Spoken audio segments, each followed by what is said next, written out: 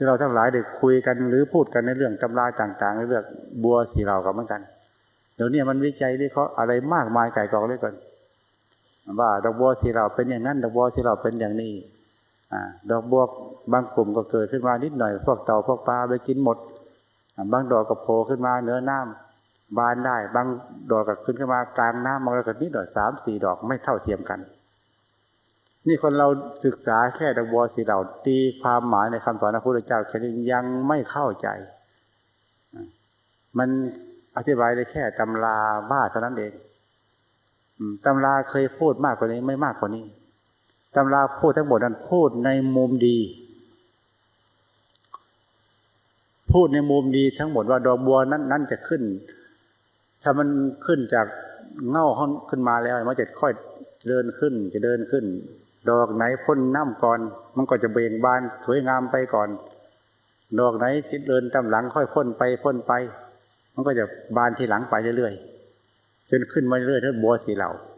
ท่านเปรียบเทียบได้ว่าในคนเราจะบรรลุธรรมรู้แจ้งนั่นจริงธรรมจึงไม่พร้อมกันคนไหนบารมีเต็มก่อนกับบรรลุธรรมก่อนคนไหนบารมีเต็มทีหลังก่อนบรรลุธรรมตามหลังเราก็รู้กันเพียงเท่านี้แต่มุมหนึ่งเราหารู้ไม่ว่าดอกบัวทั้งหมดนั้นจะไปเกิดในท่ามกลางของแม่น้ำแห่งเดียวเราคิดส่วนมากจะเป็นดอกบัวดอกนั้นไปดูดอกบัวเกิดท่ามกลางน้ำแห่งเดียวไม่ได้คิดว่าดอกบัวบางเง่าดอกบัวบางกลุ่มมันเกิดแทรกซ้อนอยู่ในต้นอะไรที่พวกตบชวาเราคิดบ้างไหมดอกบัวบางหนองแต่ก่อนเราดูปีนี้ดอกบัวเต็มไปหมดเลยต่อไปต่อมาดอกบัวดอกนั้นไม่มีหายไปหมดทำไมไม่มีตบชวากินหมดแล้วเราคิดบ้างไหมคำนั้นไม่คิดมาคิดแต่มุมแล้วดอกบัวเบ่งบานตามที่การแก้ของดอกบัวกลุ่มที่เกิดในพวกตบชวาเราคิดบ้างไหมว่าดอกบัวทำไมกลุ่มนี้มันยังตายไปมันเบ่งบานไม่ได้นี่เราจะโมคิดอีกมุมหนึ่ง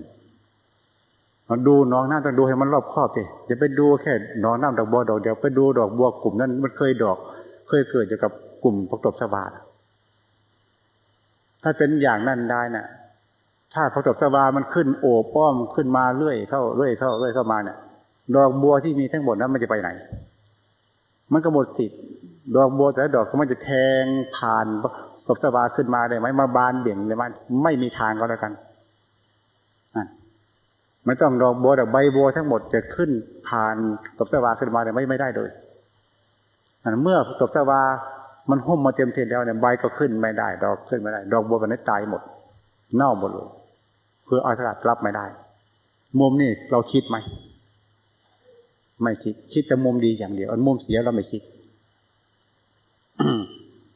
เนี่ยเรามองเห็นสภาพทั้งสองอย่างนะก็โอปนัญญิโกเราน้อมเอาสิ่งที่เรามองแบบตบชวามาคิดบ้างเรานั่งอยู่นี่ทั้งหมดเนี่ยอยู่ในผักตบในยุคไหนในหมวดไหนถ้าเราอยู่ในผักตบในรุ่นที่ประการแกล้งเราโอกาสจะเป็นพระอริยเจ้าได้ในชาตินี้นั่นคือการแกล้งไม่มีอะไรปิดบังขัดขวางได้เลยนั่นคือสัมมาทิฏฐิการปฏิบัติตรงมรรคผลนิพพานไปเลยถ้าดอกบัวกลุ่มนี้นี่เราอยู่ในกลุ่มดอกบัวกลุ่มไหนกันแน่ขณะนี้หรือเป็นดอกบัวอยู่ในกลุ่มพวกตบชวาใช่ไหมหรือไม่ใช่นั่นนั้นดอกบัวกลุ่มพวกตบชวาเนี่ยเป็นดอกบัวกำลังจะตายเพราะตบชวากำลังหุ้มเข้ามาจะแทงยอดขึ้นมาก็ไม่ได้จะแทงดอกขึ้นไปก็ไม่ได้เพราะตบชวาหนาขึ้นไปในที่สุดก็จะตายอย่างนั้น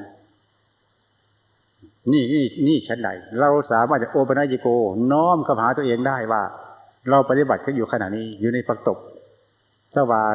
กำลังจะหุ้มดอกบัวใช่ไหมใช่นั่นใช่คืออะไรหมายถึงว่ามิจฉาทิฏฐิความเห็นผิดของเรามีไหมขนาดนี้นี่คือผักตบชวาเป็นตัวทำลายมรรคผลนิพพานคือมิจฉาตัวนี้นี่อย่างนึงอีกอย่างหนึ่งพวกรากตบชวามีอีกไหมเนี่ยมีอีกมุมหนึ่งมันหลายเรื่องสิ่งที่จะทำให้ดอกบัวตายไปใน ตบสบาไม่ใช่ใบอย่างเดียวนะรากก็มีหรืออาจจะมีต้นไม้อย่างดึงกิ่งก้านสาขาหักทับดอกบัวนี่ก็ได้มันนี่ก็แบบสิ่งที่ขัดขวางให้บัวตายไปหลายเรื่องหลายสิ่งหลายอย่างได้เกินอันนี้เช่นใดสิ่งที่ขัดขวางที่ให้ไม่ให้บุคคลบรรลุมรรคผลนิพพานก็มีมากเช่นเดียวกันเนี่ยก็ตบสบาอีกจุดนึงหลังมุมนึงแหละอีกมุมหนึ่งที่ว่าพวกแหนพวกสลายต่างๆเนี่ยเราคิดได้ยังว่ามันจะมาทำให้ดอกบัวเราเสียหายได้ให้เน่าได้มันมีส่วนได้ทั้งนั้นนี่เช่นไหนการปฏิบัติของเราต้องน้อมหาว่านี่การปฏิบัติของเราเดี๋ยวนี้มันมีอะไรมาปิดบังใจเราบ้างที่ไม่เห็นของจริงมันอะไรปิดบังอะไรขัดขวางปัญญาของเราไม่ให้คิดนึกหรือยังสิ่งที่ไม่ขัดขวางปัญญาของเราสิ่งที่มาขัดขวางสติของเราไม่ให้มีความรู้เห็นตามเป็นจริงอะไรขัดขวางเรารู้หรือยังนั่นคือตบสบาทั้งนั้น